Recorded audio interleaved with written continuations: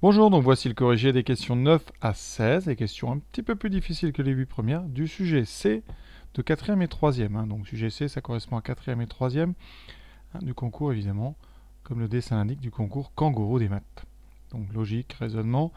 Voilà, donc voici les questions 9, 10 et 11. Ici les questions 12, 13 et 14. Ici les questions 15 et 16. Donc voilà, on est parti. Donc première question, la numéro 9. Donc Simone a 20 euros et chacune de ses 4 sœurs en a 10. Donc on va faire ici un rond ici pour Simone. Ici, donc on a 20 euros. Elle a ensuite 4 sœurs, 1, 2, 3 et 4. Et chacune a 10 euros. Voilà, elle doit donner, Simone, de l'argent à ses sœurs pour que les 5 aient la même somme. Alors premièrement, on peut tester un peu tout rapidement. Déjà, elle a 20 euros, les sœurs en ont 10, donc si elle ne peut pas donner plus que 5, parce que si elle donne 5, il lui reste 15 et les sœurs ont 15. D'accord? Donc déjà, vous avez 5 possibilités au maximum. 1, 2, 3, 4 ou 5. Donc on essaie, si elle donne 1 euro, qu'est-ce qui va se passer? Donc si elle envoie 1 euro à chacune de ses sœurs, elle a combien? Eh bien il lui reste, donc elle a perdu 4 euros, donc il lui resterait 16, et chacune des sœurs aurait 11. Donc là, vous voyez, ça ne marche pas. Donc on essaie, et si elle envoie 2 euros à chacune, elle perd donc 8, il lui reste 12. Et chacune, donc ici, chacune de ses sœurs aura donc 10 plus 2 aura 12. Donc on a bien 4 fois 12 et 12, c'est-à-dire donc 48 et 12, 60 pièces. Elles ont bien 12 chacun. Et donc le problème, la réponse, vous voyez, c'est très simple, c'est la réponse 2. Alors si on veut raisonner avec une équation, ou en tout cas poser un problème, qu'est-ce qui se passe? À la fin, tout le monde doit avoir la même somme. Donc on regarde au début. On a combien de pièces? On a donc 20 plus 4 fois 10. C'est-à-dire on a 60 euros. 60 euros qu'on doit répartir en 5 personnes. Donc 60 divisé par 5, 12 euros par personne. D'accord? Comme elle avait 20, on fait 20 moins 12. Elle doit donner 8. 8 euros à 4 personnes. Et donc, elle doit donner 2 euros pour chacune de ses sœurs. Donc 2 euros par personne, c'est donc la réponse 2. La réponse A, pardon, 2 euros. Alors, voici un exercice qui est intéressant. Donc, on a deux rectangles qui ont leur côté parallèle, un petit et un grand. Vous connaissez l'écart ici entre le petit et le grand, et on vous demande la différence entre les périmètres. Attention, on parle de périmètre, donc périmètre, c'est la longueur du tour. Alors, qu'est-ce qu'on peut remarquer? Eh bien, ce que vous pouvez remarquer assez simplement, c'est qu'en prolongeant ici, avec des angles droits, tous les coins, en fait, de votre rectangle intérieur, vous obtenez ici, sur le rectangle extérieur, des segments. Alors, pourquoi je vous dis de faire ça? Tout simplement parce que ces segments, ici par exemple, cette longueur-là, vous allez la retrouver ici. Cette longueur ici, vous la retrouverez là. Cette longueur en haut, vous la retrouverez en haut. Et le côté gauche, vous le retrouvez ici. Ce qui fait qu'il vous reste quoi à mesurer? Eh bien, tout simplement, la différence entre les deux, eh bien, c'est donc les parties ici que je surligne en vert. Et pour mesurer ça, c'est simple. Ici, on a par exemple 3 mètres. Donc, en haut, vous avez 3. Et en bas aussi. Pour le côté ici, vous avez 3 mètres ici, donc 3 mètres ici, donc 3. Pareil en face, vous avez 3 ici, et donc vous avez 3 mètres. Et on fait pareil pour tous les côtés. En haut, ici, vous avez 2 mètres, donc vous retrouvez ce 2 ici, et vous le retrouvez là. Et il reste le 4 ici, que vous retrouvez ici, et là. Et vous n'avez plus qu'à faire la somme des nombres que j'ai écrits ici en vert, puisque c'est bien la différence entre les deux périmètres. Donc on aura 2 plus 3, 5, plus 4 plus 2, 6, plus 4 plus 3, 7, plus 3 plus 3, 6, on compte, 5 et 7, 12, 12 et 12, 24, donc on a 24 mètres de différence entre ces deux périmètres. Alors, Fifi la fourmi, donc Fifi la fourmi, vous voyez, elle est ici dessous, elle est partie de la gauche, ici attention, gauche, et là, elle a parcouru les 2 tiers de bout de bois, ça veut dire qu'ici, je vais mettre des points, donc ça sera le point F, Et ça, c'est une coccinelle, ça sera le point C. Et là, on a le bord de droite. Donc, qu'est-ce qu'on nous dit? Alors, si je schématise, vous voyez, tout se passe sur un segment. Vous avez 4 points, G, C, F et D. Qu'est-ce qu'on sait? Première chose, Fifi est partie de l'extrémité gauche, elle a parcouru les 2 tiers. Donc ici, la longueur ici, qui va de G à F, elle mesure 2 tiers de tout le bout de bois. Alors on va supposer par exemple que le bout de bois mesure 1, on est à donc 2 tiers du morceau de bois. Ensuite, Coco, la coccinelle, elle est partie de droite, donc de D, et pour aller jusqu'à C, elle a mis 3/4. Donc la distance qui sépare C et D en fraction de bois, c'est donc 3/4 de notre bout de bois. La question, c'est qu'est-ce qui sépare? Donc quelle est la distance? Tout simplement, c'est F. Qu'est-ce qui sépare Coco et Fifi? Donc le but du jeu, c'est donc de trouver la distance CF. Alors là, il y a plusieurs façons de résoudre le problème. Première façon, ici vous avez 2 tiers sur le segment bleu. Il vous reste donc, ici, si vous avez bien compris, vous avez 2 tiers du bâton, il reste donc 1 tiers du bâton. Donc, votre flèche du bas 3/4, elle est divisée en deux. Vous voyez, c'est la flèche qui va de C à D. Elle est divisée en 2 parties. Vous avez 1 tiers ici pour aller de F à D. Il vous restera ici une partie. Donc, vous aviez 3/4 en tout. Vous enlevez 1 tiers, ça veut dire qu'ici vous cherchez CF. CF, vous voyez, c'est CD moins FD. C'est donc tout simplement 3/4 moins 1 tiers. Alors là, c'est des fractions comme un même dénominateur, donc on va tout mettre sur 12. Donc la première, on multiplie par 3, ça fait 9 douzièmes, moins la deuxième, on multiplie par 4 en haut et en bas, 4 douzièmes, on fait 9 moins 5, il reste 5 douzièmes. Donc, 5 douzièmes les sépare, 5 douzièmes, vous voyez, c'est la réponse E. Autre méthode avec une droite graduée. Donc là, je fais un segment GD. G aura pour abscisse 0 et D a pour abscisse 1. Ensuite, on sait ici que la fourmi, elle est... la fourmi, c'est Fifi, elle est à 2 tiers du bout de bois. Donc, la lettre fourmi va être à l'abscisse 2 tiers. Ensuite, il nous reste à placer Coco. Alors, Coco, elle est à 3/4 du bout de bois. Donc ici, elle est quelque part par ici. Et on sait que l'abscisse, donc XC de Coco, c'est donc... on vous le dit, elle est à 3/4 du bout de bois qui est en 1. Donc c'est 1, c'est-à-dire XD moins 3/4. Donc XC, ça vaut 1/4. Donc C étant 1/4. Il vous reste donc à mesurer la distance ici FC. La distance FC, c'est donc l'abscisse du plus grand moins l'abscisse du plus petit. C'est donc XF moins XC. Ça nous donne 2 tiers moins 1/4. On met tout sur 12. Donc là, sur 12, ça fera 8 douzièmes moins 3 douzièmes.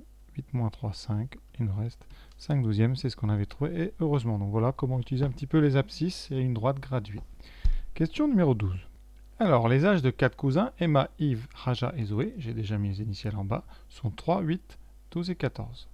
Et ils ne sont pas forcément dans l'ordre. Donc on ne sait pas. Par contre, on sait qu'on aura un 3, un 8, un 12 et un 14. La somme des âges de Zoé et Emma, alors là je vais faire ça avec des équations, on va dire que vous mettez Zoé plus Emma, c'est divisible par 5, donc c'est 5 fois quelque chose, 5 fois x, on va dire, et x est un nombre entier. Ensuite, si on fait Raja plus Zoé, c'est aussi un multiple de quelque chose, là on va mettre 5 fois y, on verra bien plus tard. Quel âge a Yves? Alors comment faire ça? Donc la première chose à faire, c'est de trouver la somme de deux âges déjà qui soit multiple de 5. Alors on essaye, par exemple 3 plus 8, ça ne marche pas. 3 plus 12, ça marche. Donc on va un petit peu faire la liste de tous ceux qui marchent, comme ça ça va très vite. 3 plus 14, ça ne marche pas. Donc voilà, avec les 3, vous n'avez que 12 et 3. Ensuite, avec 8, 8 et 3, on a déjà essayé. 8 et 12, 8 plus 12, ça marche. 8 et 14, ça ne marche pas. Et ensuite, 12 et 14, ça ne marche pas. On avait deux possibilités, vous voyez. Et comme on cherche, nous, eh bien, deux couples qui sont des multiples de 5, la somme, eh bien, c'est forcément ces deux couples-là. Or, si vous remarquez, dans nos deux couples, il faut qu'ils aient en commun l'âge de Zoé. Ici, donc, si vous remarquez, quel âge on a en commun dans ces deux sommes?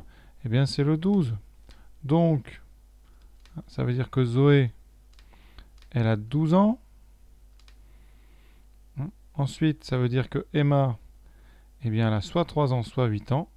Donc, Emma a 3, 8. Et en même temps, Raja aussi. Donc, Emma et Raja ont 3 et 8 ans. Donc, ça veut dire qu'il nous reste quoi? Le seul qu'on n'a pas ici, c'est Yves. Donc, Et bien qu'est-ce qui reste pour Yves? On a 12, 3 et 8 qui sont pris. Il reste 14, donc Yves a 14 ans. Donc voilà, c'était juste une question de trouver des couples dont la somme faisait un multiple de 5. Et vous voyez, il n'y en a pas beaucoup, il n'y en a que 2. Voilà, question suivante. Évidemment, je ne l'ai pas dit, mais la réponse, c'est la réponse A. Alors, dans ce dessin, vous avez un pointillé et une ligne noire.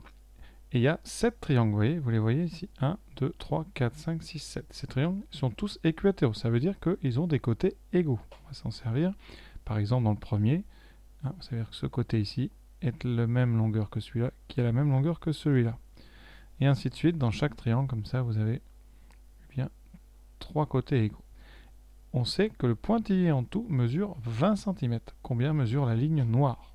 Alors, la ligne en pointillé, vous voyez, je l'ai coupée en 7 petits segments de couleurs différentes. Et je vais vous montrer rapidement dans le premier triangle. Ce segment rouge ici, vous le retrouvez combien de fois? Eh bien, vous le retrouvez, puisque c'est un triangle équilatéral, une fois et 2 fois. Dans le petit triangle d'à côté, le segment orange, vous le retrouvez une fois et 2 fois. Le grand triangle d'à côté, le segment rose, vous le retrouvez une fois, 2 fois. Ensuite, le bleu clair, pareil, une fois, 2 fois. Le violet, une fois, 2 fois. Le vert, une fois et 2 fois. Je crois que vous commencez à comprendre. Et le dernier, une fois, 2 fois. Donc, qu'est-ce qu'on peut dire? Eh bien, notre ligne multicolore, on la trouve 2 fois. Donc, la ligne noire, eh bien, elle est composée de 2 lignes pointillées qu'on a déplacées. Donc, la ligne noire vaut 2 pointillés. 2 lignes pointillées. Donc, puisqu'on nous dit que la ligne pointillée fait 20 cm, la ligne noire fait donc 2 fois 20, c'est-à-dire 40 cm. Donc, ça sera la réponse D. Problème intéressant. Alors, Simon et Nathan disposent d'un morceau de corde. D'accord, le même. Simon, donc je vais le tracer. Vous voyez, vous faites un petit segment ici. Voilà. Et Simon, il veut couper en 9 parties égales, tandis que Nathan veut couper en 8 morceaux égaux. Voilà. Chacun met des marques, et à la fin, on coupe à toutes les marques, la corde, combien on obtiendra de morceaux. Alors, on va un petit peu voir. Déjà, quand on veut couper en 9 parties, vous voyez, si vous voulez couper une corde en 2, vous allez mettre une seule marque. Si vous voulez couper une corde en 3, vous allez mettre 2 marques. Donc, si vous voulez couper en 9, comme Simon, couper en 9, ça veut dire qu'il vous faut 8 marques. Donc ici, il faut faire des marques. Alors la première marque, elle va être à 1 neuvième, la deuxième à 2 neuvièmes, 3 neuvièmes, 4 neuvièmes, 5 neuvièmes, 6 neuvièmes, 7 neuvièmes et 8 neuvièmes. Vous voyez, j'ai bien 8 marques de 1 à 8 et j'aurai bien 9 morceaux. D'accord? Alors la remarque que j'aurais peut-être pu faire avant, c'est quand vous coupez en 2, la marque, vous la faites en 1 demi. Quand vous coupez en 3, vous la faites en 1 tiers, 2 tiers. Si vous coupez en 4, 1 quart, 2 quarts, 3 quarts. Et coupez en 9, 1 neuvième, 2 neuvièmes. Voilà. Ça, c'est les marques de donc Simon, en bleu. Maintenant, je vais les marques de donc Nathan en vert. Alors, Nathan, lui, qu'est-ce qui lui arrive? Il coupe en 9, pardon, en 8. Donc, comme on a dit, en 8, il y aura donc 7 marques. Et la première marque va se situer au niveau, ici, de 1 sur 8. Alors 1 sur 8, c'est plus grand ou plus petit que 1 neuvième? 1 sur 8, on coupe en 8. 1 sur 9, on coupe en 9. Donc 1 sur 8, c'est plus grand. Donc 1 neuvième, c'est plus petit qu'un huitième. Donc 1 huitième, vous allez le trouver ici, juste après 1 neuvième. Ensuite, vous trouverez donc 2 huitièmes, 3 huitièmes, 4 huitièmes, 5 huitièmes, etc. jusqu'à 7 huitièmes. La question, c'est est-ce que toutes les marques vertes vont tomber entre des marques bleues? Et donc, est-ce que j'ai... Donc là, j'avais 9 marques. J'avais, 8 marques pour Simon, 7 marques pour Nathan. Est-ce que j'ai 8 plus 7? Est-ce que j'ai 15 marques? Pourquoi je pourrais ne pas avoir 15 marques? Tout simplement parce qu'une marque pourrait tomber sur une qui est déjà faite. Donc, est-ce que une fraction en 1 huitième ou 2 huitièmes, 3 huitièmes peut tomber sur une fraction en 1 neuvième? Donc, est-ce que, par exemple, si je prends n sur 8, est-ce qu'à un moment, ça peut être égal à une autre fraction, m sur 9? C'est ça la question. Est-ce qu'une fraction en huitième peut tomber sur une fraction en neuvième? Alors, pour comprendre ça, eh bien, au lieu de mettre des fractions 1 huitième, 1 neuvième, 2 neuvième, 3 neuvième, 4 neuvième, on met tout sur 72. Donc là, nos fractions pour Simon, elles vont tomber sur, donc on multiplie par 8. Donc elle tombe sur 8 sur 72. Ensuite, on va donc multiplier. Vous voyez, c'est très simple, multiplie tout par 8. Donc vous aurez des multiples de 8. Donc ensuite, 16 sur 72, 24 sur 72, 32, 40, 48. Donc ensuite, on rajoute 56, 64. On est où là? Ensuite, il nous reste ça. Donc on est 8 fois 8, 64. Et on arrête. Voilà, ça c'est donc les 8 marques de Simon. Les marques de Nathan. Donc on avait des 1 huitième jusqu'à 7 huitièmes. Donc je vais les écrire pour bien que vous voyez. Donc on a 1 huitième, 2 huitièmes, 3 huitièmes, 4 huitièmes, 5 jusqu'à 7 huitièmes. Et là on va tout multiplier par 9. Donc on obtient 9 sur 72. 18 sur 72, on obtient des multiples de 9. 27 sur 72. 35 sur 36 pardon, sur 72. 45 sur 72. Ensuite 54 sur 72 et 63 sur 72. Est-ce qu'on a des marques communes? Est-ce que c'est possible? Alors à vous de voir, dans la table, ici vous avez au numérateur que la table des 8. Et là vous avez table des 9. Donc si vous regardez table des 8, table des 9, il n'y a aucun point commun. Le seul, c'est le dernier, c'est 72. Donc ça veut dire que les marques vertes et les marques rouges ici que j'ai calculées ne vont pas se superposer. Donc au total, j'aurai bien 8 et 7, 15 marques. Et si je coupe 15 marques, vous avez compris que j'aurai 16 morceaux de corde. D'accord? Donc c'est un exercice intéressant. Alors, non pas par sa réponse, parce qu'ils ont pris 9 et 8. Si vous aviez pris par exemple 9 et 6, il y aurait pu avoir un problème, parce que quand on prend 9 et 6, dans la table des 9 et des 6, il y a des points communs. Par exemple, 36. 36, c'est 4 fois 9, et c'est 6 fois 6. D'accord? Donc si vous coupez comme ça, vous risquerez d'avoir des marques qui tombent au même endroit. Bon là, il n'y avait pas de souci, puisque 9 et 8 sont des nombres premiers entre eux, ils n'ont pas de diviseur commun autre que 1. Voilà pour le détail technique. Donc question 15. Alors on vous dit quoi? Un cube 3, 3. Donc je vais en dessiner en perspective. Voilà. 1, 2, 3. 1, 2, 3. Voilà un cube. Donc 3, 3. Et on vous parle des cubes extérieurs. Donc c'est comme un Rubik's Cube, hein, c'est la grande mode. Donc Rubik's Cube, vous avez donc, vous le savez, 27 cubes, mais il y en a un qui est au centre, donc on a 26 cubes extérieurs. Hein. D'accord, ça c'est facile à compter, puisque un cube, si vous laissez 3 fois 3 fois 3, hein, ça veut dire qu'il y a 3 cubes. Vous avez 27 cubes, mais il y en a un qui est vraiment au centre, donc on a 26 cubes extérieurs. Un cube 4, 4, 4. Quelle est la différence? Eh bien, c'est qu'au centre, qu'est-ce qu'on a au centre d'un cube 4, 4? Ça existe aussi, les Rubik's Cube d'ailleurs 4, 4. Ici, hein, si je fais que la face du dessus, eh bien, il m'en manque quand même un petit peu, pardon. J'ai oublié évidemment, à chaque fois ce sont des carrés, donc c'est 4, 4. Et bien à l'intérieur, vous verrez, hein, ça sera ici des 2, 2. Donc ça veut dire que l'intérieur d'un cube 4, 4, hein, l'intérieur d'un cube 4, 4, 4, c'est un cube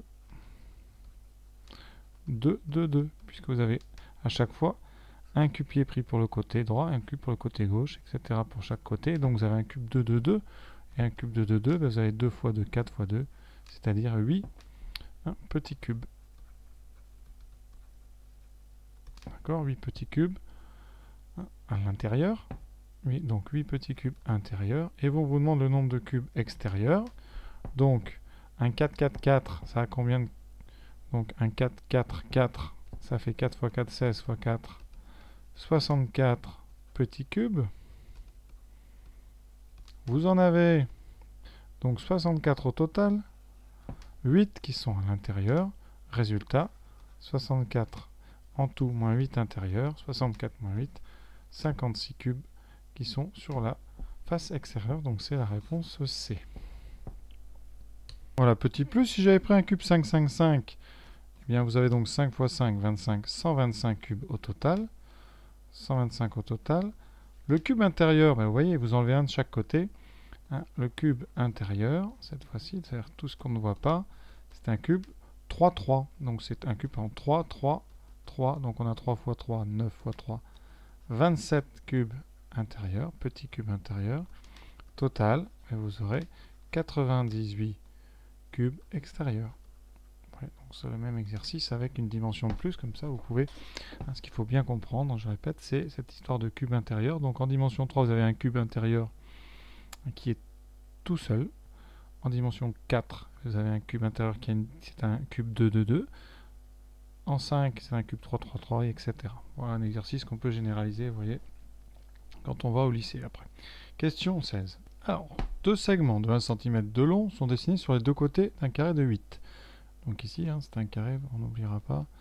Ça fait 8. Alors ça ne nous sert pas pour le dessin, mais ça sert quand même à avoir une idée de la taille générale. Vous voyez, si vous avez un carré, donc au total, on a 64 cm² au total dans notre carré.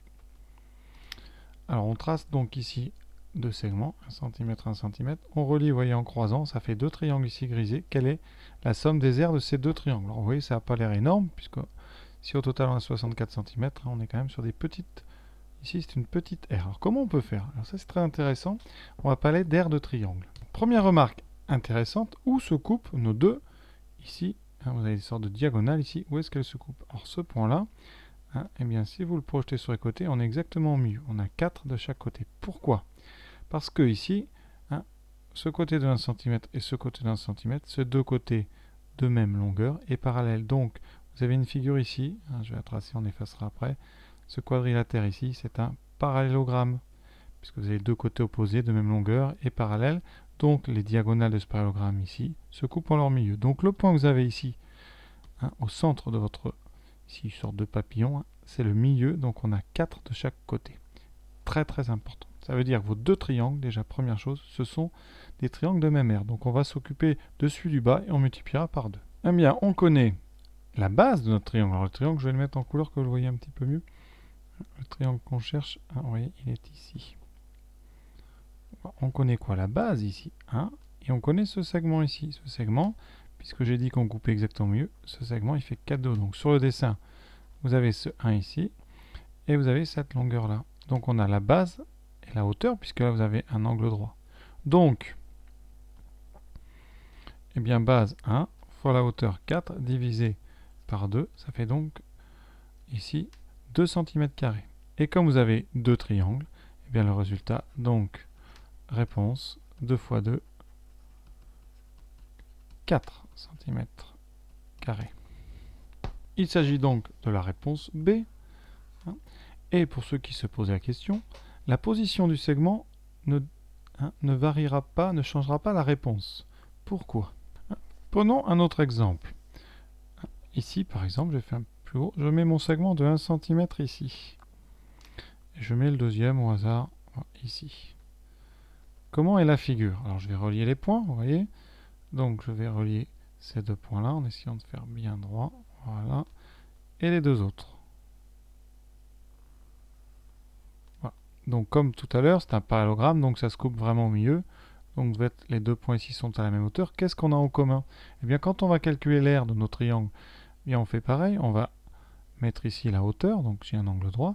Cette hauteur, dans tous les cas, vous voyez, elle mesure 4. Parce que la figure qu'on trace est un parallélogramme. Donc le point rouge, je répète, est au milieu de nos 8 cm. Ensuite, la base, elle, eh bien c'est toujours 1, quel que soit l'endroit où vous la mettez. Donc, eh bien votre R ici du triangle, eh bien c'est toujours l'aire d'un triangle de base 1 et de hauteur 4. Et donc vous aurez toujours 4 fois 1 divisé par 2. Donc chaque petit rectangle grisé a une aire de 2 cm². Et comme il y en a 2, vous aurez toujours une réponse qui est 4 cm². Donc voilà pour ces questions de 9 à 16. J'espère que ça vous a plu. Évidemment, je vous invite à vous attaquer aux questions 17 à 24 qui sont un petit peu plus dures. Donc ça devient intéressant. À très bientôt alors, j'espère.